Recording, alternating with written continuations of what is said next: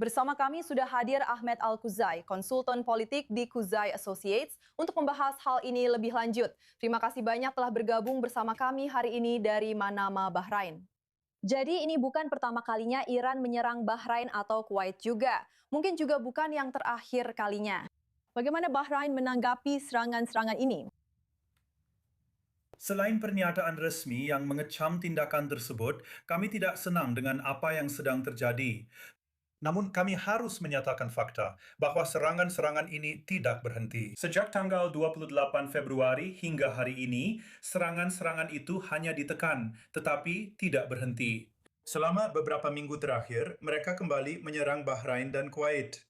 Dan sejak saat itu, mereka tidak bisa merusak apapun yang berarti, kecuali hari ini.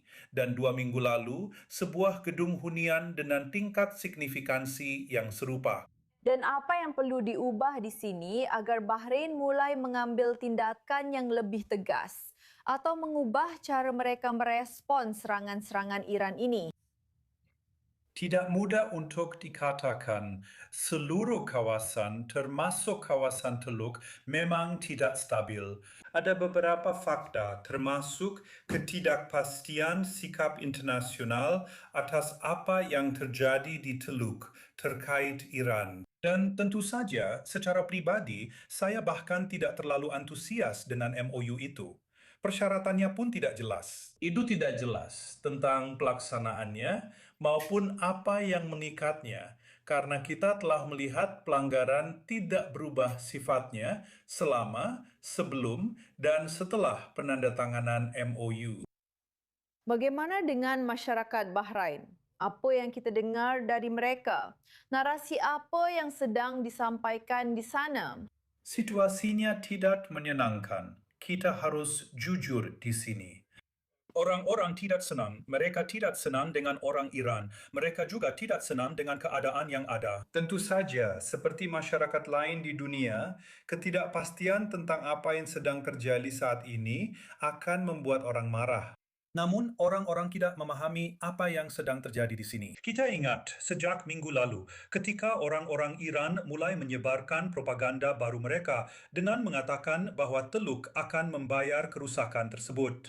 Dan kemudian itu pada dasarnya diikuti oleh kunjungan Marco Rubio ke Bahrain, memastikan kepada para pejabat Teluk bahwa tidak ada satupun dari apa yang disebutkan oleh orang-orang Iran yang akan terjadi.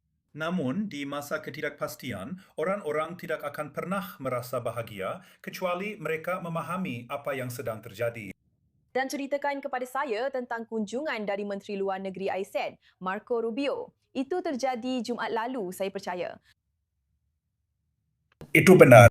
Kunjungan tersebut dilakukan setelah penandatanganan nota kesepahaman. Ini terjadi setelah serangan terus-menerus oleh Iran ke wilayah tersebut.